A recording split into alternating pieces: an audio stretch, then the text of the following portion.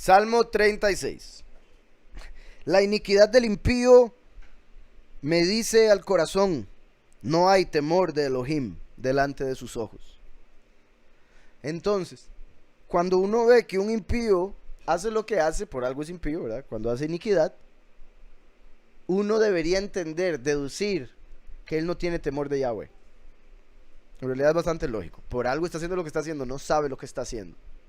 Si supiera quién es Yahweh, le temblaría la mano.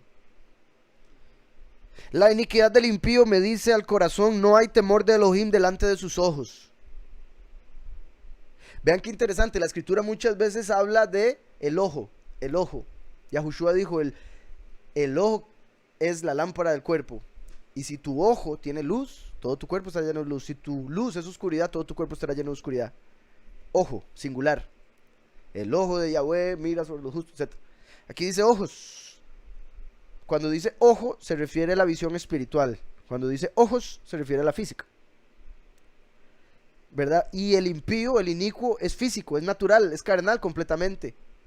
No sabe que tiene un ojo en el centro. Solo sabe que tiene dos. Y por solo ver con los dos ojos, son de los que caminan por vista, no por fe. Nosotros caminamos por fe, no por vista. Porque caminamos según el ojo espiritual. No que veamos demonios y ángeles, no. Nos enfocamos en la fe. ¿Está claro? Por si alguien oye y dice, ¿y estos hombres ven? Entonces, la iniquidad del impío me dice al corazón, no hay temor de Elohim delante de sus ojos. Se lisonjea, por tanto, en sus propios ojos, ¿verdad? En sus propios ojos, el impío es súper bueno. Por eso todo hombre que no tiene a Yahweh dice, ah, no, pero yo soy bueno, yo sí me gano el cielo, o algo así similar. Son pocos los que honestamente dicen ser malos. Y normalmente los que honestamente dicen ser malos, porque son bien malos, disfrutan esa maldad, ya sea el corazón se les cauterizó toda la conciencia, o por el simple hecho de que son tan ignorantes y han sido tan programados por este mundo y la televisión que piensan que ser malo es bueno, entonces se enorgullecen de ser malos, y aunque no sean tan malos, se consideran los más malos. ¿Sí me explico eso? Yo hay varios aquí que conocemos gente así. Entonces, se lisonjea, por tanto, en sus propios ojos, de que su iniquidad no será hallada y aborrecida. ¿Verdad? El malo hace lo que hace porque en realidad piensa que nadie lo está viendo o que nadie lo puede juzgar. Y va a llegar un momento donde va a ser juzgado y echado en la cárcel de fuego. Las palabras de su boca son iniquidad y fraude. Las palabras de su boca son iniquidad y fraude. Ha dejado de ser cuerdo y de hacer el bien. Las palabras de su boca, obviamente si uno solo habla español, las palabras de su boca se refieren a las palabras que uno hable en español. Pero cuando hablamos en general de la humanidad, las palabras que uno habla son conforme al lenguaje que habla. Entonces, porque hemos estado hablando mucho del lenguaje últimamente, ¿verdad? Depende de lo que esté estudiando, eso meto en la enseñanza. El lenguaje de su boca es iniquidad. Lo que habla el impío, como sabemos, no es lo que entra, es lo que sale, porque lo que sale, sale del corazón. ¿Recuerdan? El lenguaje es la pluma del corazón. Entonces, el que habla iniquidad es porque en su corazón está lleno de iniquidad. Hable el idioma que hable. Pero hay idiomas que son más inicuos que otros. Por ejemplo, como ya lo hemos visto, el inglés es uno de ellos. Y por eso hace que la gente que hable solo inglés pueda ser influenciada más fácil por el mal. Quiero dejar claro, no quiero decir que una persona que hable inglés se va a ir al infierno. No estoy diciendo eso. Obviamente en el español es similar, el español no le anda muy lejos. Pero el inglés, por diferentes razones, lo considero más confuso o más negativo que el español. De hecho, el español tiene algunas características similares al hebreo. Y el hebreo es el idioma más apartado. Entonces, hablar hebreo lo purifica. Hablar una lengua de confusión, por ejemplo inglés, lo vuelve impuro. Por eso el cambio del nombre a lo real ayuda a empezar a purificarse automáticamente. Con solo una palabra hebrea. Imagínense todo el vocabulario. Entonces, por eso se habla también de que el idioma francés lleva al adulterio, lo que hablamos ayer. El idioma francés influencia a las personas que lo hablan a adulterar. Obviamente quiere decir es la carne, y al hablar y hablar ese idioma, la carne tiene más fuerza en ese aspecto. ¿Sí está claro eso? El latín tiene que ver con guerra y demás. Entonces, las palabras de su boca son iniquidad y fraude. Ha dejado de ser cuerdo y de hacer el bien. Dependiendo de las palabras que hablemos con nuestra boca, vamos a ser locos o cuerdos. El impío está loco en realidad, porque hace cosas que no entiende. Los justos estamos cuerdos, pero para el mundo estamos locos. ¿Por qué estamos locos para el mundo? Curiosamente, por las palabras que decidimos pronunciar. Está loco, están diciendo Yahushua, diciendo todas, está loco. ¿Por qué? Porque quiero que mis palabras sean apartadas y no tener iniquidad, ser cuerdo. Pero el que le valen las palabras porque piensa que no hay poder en ellas, termina impuro, inicuo. Recuerden, es pensamiento, palabra, acción. Es una cadena. La mejor forma de cambiar las acciones, nuestras obras, es cambiando los pensamientos. Y en el medio está cambiar las palabras. Uno no puede esperar decir malas palabras, malas palabras, malas palabras y tener la capacidad de hacer el bien. Está loco. Está yendo en contra de lo que habla. Y la acción viene después de hablar. Entonces, si usted quiere cambiar la acción, cambie sus palabras. Y si quiere cambiar sus palabras, cambie sus pensamientos. Hay mucha gente que dice, es que no puedo cambiar el nombre, no puedo cambiar el nombre, no puedo cambiar el nombre. No están cambiando sus pensamientos. Hay mucha gente, por ejemplo, cuando aprendí a hablar inglés, un consejo que me ayudó muchísimo para aprender inglés era que uno no debe pensar en español y traducirlo para hablarlo en inglés. Uno debe pensar en inglés. Cuando uno piensa en inglés, sale inglés. Entonces el pensamiento ayuda a hablar. Usted no puede pensar algo malo y tratar de decir algo bueno, porque eso bueno que va a decir en realidad va a traer una connotación negativa. ¿Cuántas veces han oído a alguien que les dice algo positivo y uno sabe que es algo del corazón negativo? Que sabe que se lo está diciendo por envidia, por cosas así. O simplemente se siente en el tono. Entonces, si queremos cambiar las acciones, hay que cambiar las palabras. Y para cambiar las palabras hay que cambiar los pensamientos. La vez pasada en ese programa Now You See TV, que el hombre saltó cuando yo empecé a hablar de lo de la carne. La carne y sangre no heredarán el reino. El reino de Yahweh no es comida ni bebida. Y cuando hablo de la carne, el hombre, no, eso ya no, eso no. Y cuando cerró el programa, siguió hablando conmigo un ratillo. Entonces me dijo, uy, disculpa ahí, que tuve que decir que no estoy de acuerdo. Le digo, por mí tranquilo, porque yo no estoy de acuerdo con un montón de cosas que ustedes enseñan de por sí. O sea, es lo mismo. O sea, yo vine aquí para decir mi punto, no para estar de acuerdo con usted. Y me dice, no, sí, pero está bien, no, tranquilo, ¿verdad?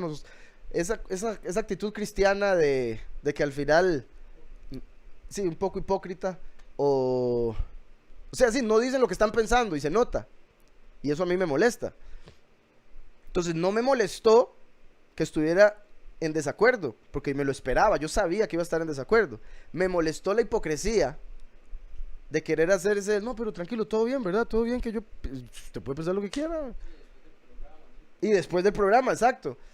Y después del programa le digo yo, no, de por sí, por ejemplo, usted sigue diciéndole Dios. Y el programa anterior hablamos de la importancia del nombre. Entonces estamos en desacuerdo en eso. Y dice, no, es que mira cómo me ha costado, es el hábito, no logro, pero estoy de acuerdo con eso, yo estoy de acuerdo, solo que no. Es mentira, si estuviera de acuerdo ya lo hubiera cambiado. Y si dice que ha tratado pero no ha podido, es porque en sus pensamientos sigue Dios. ¿Sí me explico? Entonces hay que cambiar los pensamientos. Las palabras de su boca son iniquidad y fraude. Los justos no hablan iniquidad y fraude. Ha dejado de ser cuerdo y de hacer el bien. Medita maldad sobre su cama. Está en camino no bueno. El mal no aborrece. O sea, recuerden lo que les he dicho. El odio sí es bueno, porque Yahweh lo creó para odiar el mal. Pero el malo no lo utiliza correctamente, por supuesto. Entonces él más bien odia el bien y ama el mal. Por eso el mal no aborrece, que es lo que deberíamos hacer. Está en camino no bueno, o sea, el malvado es quien sigue al falso Mesías. Un camino que no es top. Verso 5. Yahweh, hasta los cielos llega tu favor y tu fidelidad alcanza hasta el firmamento. Hasta los cielos llega tu favor. Yahushua está a la derecha del Padre y es a través de Yahushua que recibimos el favor. Y tu fidelidad, el testigo fiel, alcanza hasta los Shehakim. La palabra que iba a buscar era la última, ¿verdad? Ajá. Sí, son nubes. Hasta los cielos de los cielos. Sí, es nube, cielo. Sí, es otra palabra. Es que ni siquiera es nube en realidad. Pero, o sea, hay otra palabra para nube directa. Esta se refiere a las alturas. Pero las alturas de este mundo. Entonces, donde dice Shamaim, se refiere a las diferentes dimensiones donde están los ángeles. Donde dice Shehakim, se refiere a los cielos de este mundo. Por eso pusieron firmamento. Recuerden que emuná se traduce como fe, pero viene de emet, que es verdad. Y hay quienes lo traducen como fidelidad, como lo estamos viendo aquí, porque si uno tiene fe, va a ser fiel. Y una persona que es verdadero, también es fiel. Porque aún si le va a decir algo que no le gusta, es fiel en decírselo. Yahweh, hasta los cielos llega tu favor y tu fidelidad alcanza hasta los cielos. Tu justicia es como los montes del poderoso. Los montes representan reinos. Tus juicios, abismo grande. Por eso Azazel está en el abismo encerrado. Tus juicios, abismo grande. ¿Qué quiere decir eso? No quiere decir nada más que todo juicio lleve a alguien al abismo, a infierno, no. Un abismo es profundo. ¿Qué quiere decir eso? Los juicios de Yahweh son tan profundos que el hombre no los puede entender. Por eso hay tantos hombres que dicen, oye, él es tan malo. ¿Por qué deja que haya maldad en el mundo? ¿Por qué deja esto? ¿Por qué deja lo otro? Porque los juicios de Yahweh son tan profundos que a usted no le llega. Y digo usted porque bendito sea Yahweh, él nos da el entendimiento, ¿verdad? Para todo eso. Entonces, tu justicia es como los montes, la altura, y también porque la justicia está conectado con rey, por eso como los reinos. Tus juicios, una profundidad tan grande que nadie comprende cómo es que juzga usted también. Oh Yahweh, al hombre y al animal conservas. Al hombre y al animal conservas, ¿verdad? Ambas criaturas. Y en el sentido espiritual, Yahweh conserva al justo y al impío. Porque el impío se comporta como un animal. ¿Está claro? Y Yahweh lo cuida también al malo. Oh Yahweh, al hombre y al animal conservas. O sea, les da comida, les da espíritu, les da lo que necesiten para continuar. Cuán preciosa, oh Elohim, es tu misericordia. También el hecho de que al animal conservas, por ejemplo, cuántos impíos adoran ídolos, demonios, y ellos dicen que es el demonio el que los conserva a ellos. Sin embargo, nosotros entendemos que es Yahweh, nuestro Elohim, que los conserva, esperando que se arrepientan. Pero ellos le dan crédito a otro, a un falso. Oh Yahweh, al hombre y al animal conservas. Cuán preciosa, oh Elohim, es tu misericordia. Por eso los hijos de los hombres se amparan bajo la sombra de tus alas. El último, ¿verdad? Representa esa sombra de las alas, el último, un malaj. Serán completamente saciados de la grosura de tu casa. Hemos venido leyendo de sacrificios y la grosura para Aarón. Aarón representa a los escogidos y dice que para los escogidos la grosura del templo, la bendición. Recuerden que grosura representa abundancia, prosperidad, principalmente la espiritual, ¿verdad? Por eso los hijos de los hombres se amparan bajo la sombra de tus alas. Serán completamente saciados de la grosura de tu casa. Y tú los abrevarás del torrente de tus delicias. Yahweh nos va a dar un torrente de enseñanza de Yahushua, ¿verdad? Yahushua es el agua de vida y nos va a dar un torrente de tus delicias. Es un baldazo, exacto. De tus delicias. Las enseñanzas de Yahweh verdaderas son una delicia para el alma. Por eso son como la comida, que cuando uno la come, si es buena, es deliciosa. Y como hemos venido viendo en el lugar apartado, vamos a estar comiendo y comiendo delicias, porque nos va a dar un torrente.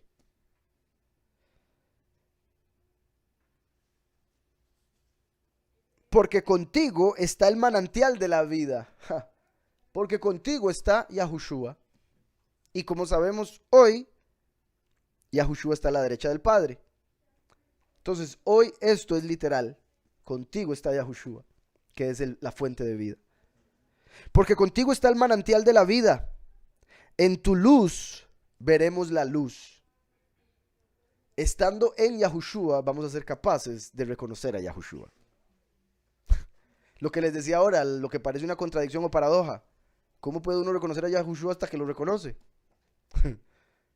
Así funciona. Entonces, estando en la luz de Él, podemos entender y reconocer quién es la luz. Que también se puede decir, si se está en Yahushua, se puede reconocer al último. Cuando se reconoce al último, se entiende del primero.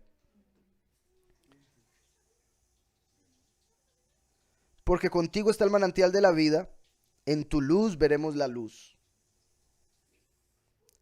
Extiende tu misericordia a los que te conocen.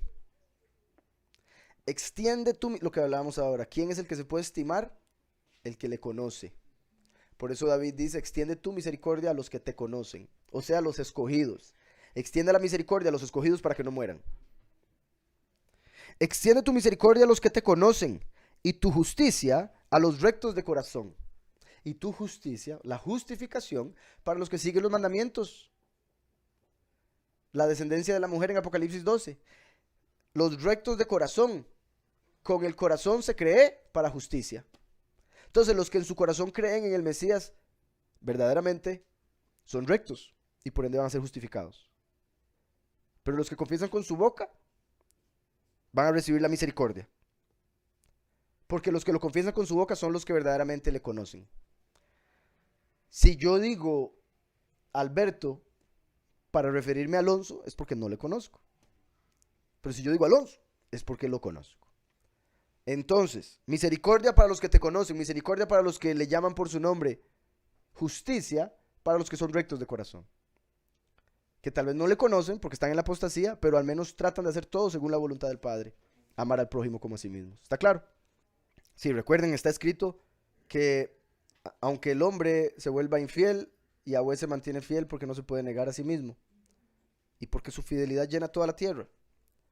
Entonces por eso su fidelidad va a hacer que los que confían en Él sean justificados aunque no le hayan conocido directamente. Extiende tu misericordia a los que te conocen, o sea, extiende a Yahushua sobre los pocos y tu justicia a los rectos de corazón y el último sobre los muchos. No venga pie de soberbia contra mí. Qué bueno eso. Que no venga pie de soberbia contra nosotros. ¿Verdad? ¿Quién fue el primer soberbio? Lucifer. Se volvió soberbio por la luz que Yahweh le dio. Aunque es similar, Samael fue orgulloso.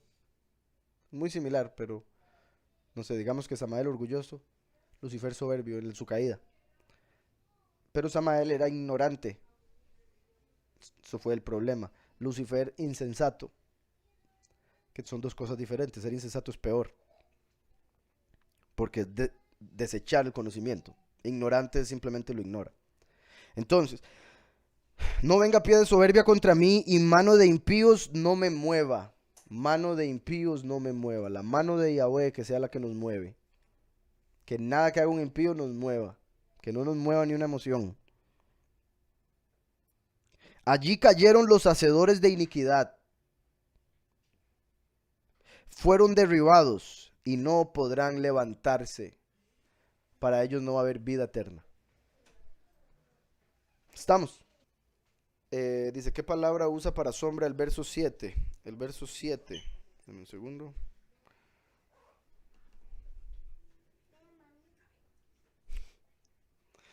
El verso 7 en sombra. Tzel. Tzel. Y sería Betzel o Betzel en la sombra o en su sombra. Se escribe Sade Lamed. Quiere decir sombra o defensa.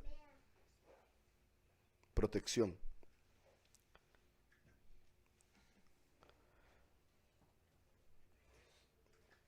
Curiosamente, verá, la Sameg es un hombre justo orando. Y de hecho es la primera palabra, la primera letra de la palabra justo, Sadik. De hecho, Sadé representa a un Sadik. Y es un hombre hincado, orando. ¿Lo ven? O leyendo la escritura. Sádico. Sádico es el justo de Yahweh. Su Sadik sería sádico. Pero sí, es un hombre apartado orando. La Sadé. Y la Lamed es el buen pastor. Entonces es como el justo que se une al buen pastor es protegido. El justo que se une al buen pastor está bajo la sombra. Vean qué curioso, porque les he dicho que el buen pastor es el último y que la sombra está conectada con el último. Y ahí la misma palabra lo confirma. El justo que ore según la doctrina del buen pastor está bajo la sombra del Altísimo, la sombra del Shaddai. Decía Celio entonces, ¿qué palabra usa para sombra el verso? Le dije, Cel, como Celio.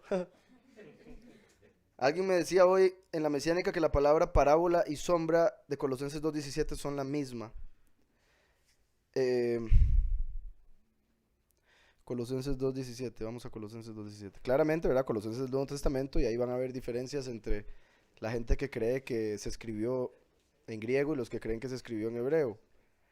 Yo considero que se escribió en hebreo, sin embargo no podemos saber exactamente las palabras que se usaron del hebreo. Uno puede deducir según el contexto. Por ende, tal vez eso es lo que hizo el caballero que le dijo eso a Celio. Dedujo. En Colosenses 2:17, que son sombra de las cosas que vienen, pero el cuerpo es de Mashiach. Sí tiene sentido lo que le dijeron, claro.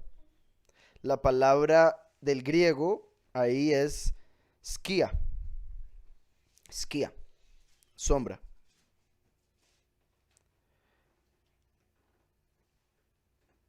Y en realidad ambas, Tzel en hebreo y skia en griego, ambas quieren decir sombra. Punto. Ahora, espiritualmente hablando, lo que Pablo estaba diciendo nos da a entender que una sombra es una parábola, una imagen, un reflejo. O sea, hay varias formas de llamarlo. Qué interesante que me haya dicho esta pregunta Celio hoy, porque la misma pregunta me hizo Luis ahora. Ahora me preguntó qué significa la sombra. Qué curioso ahora sale aquí. Entonces, como le dije a él, es una figura, es una representación. Si ustedes ven la sombra, obviamente, si me están viendo a mí, reconocen que es mi sombra. Pero si solo vieran la sombra, dirían es un hombre, no sé quién.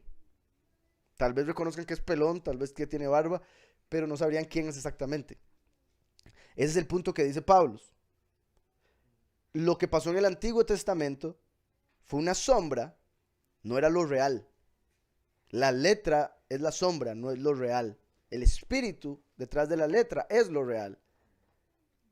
La imagen que tapa la luz para que se cree la sombra, la imagen es lo real. La sombra es la ilusión. La Torah es una sombra. Quiere decir que no es lo real. Y vean qué perfecto esto. Como acabo de decir, ¿cómo se hacen las sombras? Tapando la luz. Por eso los que siguen la letra no reconocen a Yahushua, porque fueron tapados para no ver la luz y se van por la carne. ¿Sí está claro? Se quedan atascados en la oscuridad de la sombra. Entonces Yahweh a través de algo oscuro nos reveló la luz. Cuando ustedes ven la sombra aquí, pueden saber que la luz está allá. Entonces, la Torá, que es una sombra, nos revela quién es la luz, Yahushua. Pero quienes se quedaron atascados en la sombra estaban en la oscuridad y no pudieron ver la luz cuando se manifestó. Porque estaban en la letra, y la letra es la sombra de las verdaderas cosas. Bien, sí, la sombra es necesaria, o sea, y en sí es parte de la realidad, pero es una ilusión, ese es el punto. Es una ilusión en este mundo. Por ejemplo, imagínense en el otro mundo cuando no se va a necesitar la luz del sol y la luna. Muy seguro en ese mundo no van a haber sombras. Va a haber tanta luz, porque si aquí hay una lámpara, aquí hay otra lámpara, y aquí hay otra lámpara, aquí hay otra lámpara, olvídese de sombra. Entonces, en el mundo que viene va a estar tan lleno de luz que no va a haber sombras. ¿Qué quiere decir eso? Que ya nunca más van a haber ilusiones. Ya todo va a ser lo real. ¿Está claro? Ahora, en el sentido positivo, estar bajo la sombra del Altísimo es como cuando uno se mete en una sombra porque hace mucho calor. Y dice, uff, qué alivio. Estoy protegido del calor del sol.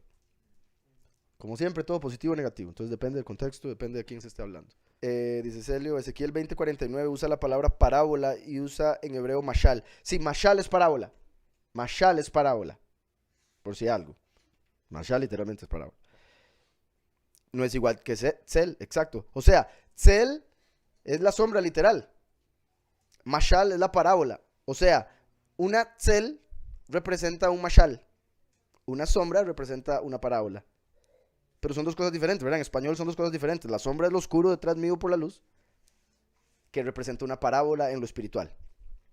Entonces, mashal es parábola. Hebreos 8, desde el 3, dice, todo Cohen Gadol está constituido para presentar ofrendas y sacrificios, por lo cual es necesario que también éste tenga algo que ofrecer. Así que, Yahushua necesita algo que ofrecer. Por eso Yahushua va a ofrecer a los dos testigos.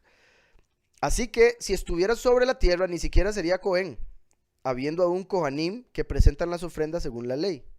Estos sirven, los Kohanim del mundo, los levitas, estos sirven a lo que es figura y sombra de las cosas celestiales.